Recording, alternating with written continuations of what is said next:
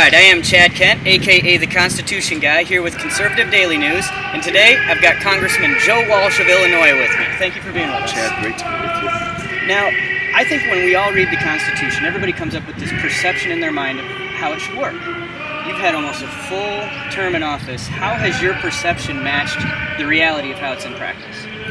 We are a million miles away from how our founders envisioned this government would work.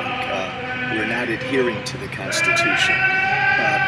It's happened slowly over time. Both parties have moved us away and moved us toward an America now where we look toward our federal government to do things for way too many people that our founders never envisioned. And the unfortunate thing, Chad, about this is we are perilously close now to being bankrupt as a country. And most tragically, because now we've got government doing so much for us, we don't do as much for each other. And that's not the country our founders envisioned. Right. Do you think it's safe to say that we still have a limited government, or if we pass beyond that? Oh, we're beyond limited government now. We're certainly well beyond a limited federal government.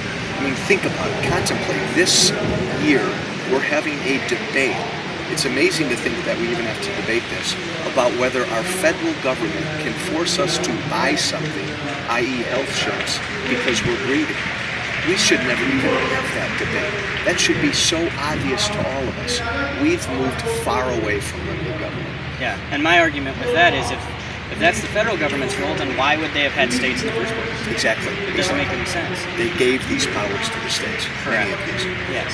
Now, when you bring up the Constitution to other people in Congress, what's the reaction like? If you're debating another congressman on the floor, what's the reaction if you say, where's that in the Constitution? Well, it's important to identify two sides.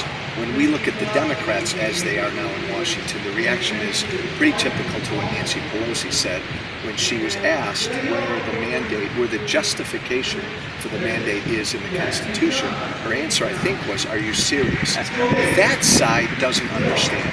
That side has been they've been raised on this notion that government does anything.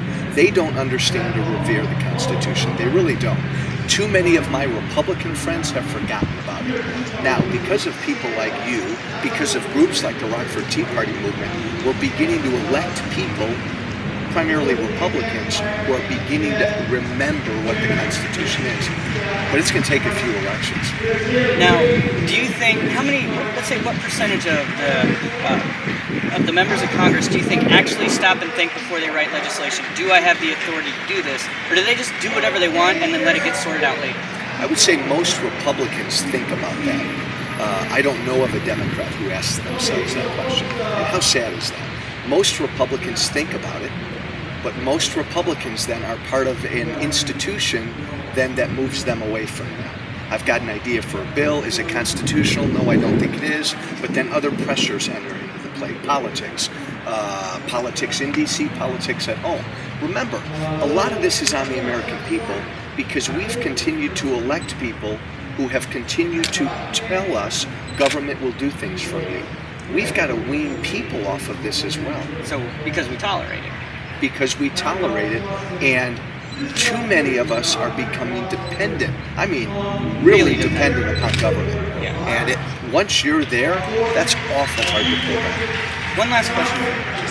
To what extent would you say the Constitution still influences how people do things in Washington? Not at all to the degree that would make people like you and I happy.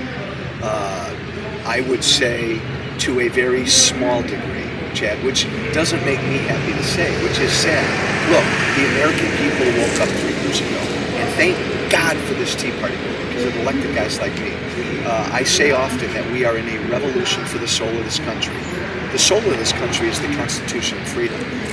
We are at the beginning of the fight to try to get it back. 2010 was a good step. 2012 has got to be an even bigger step.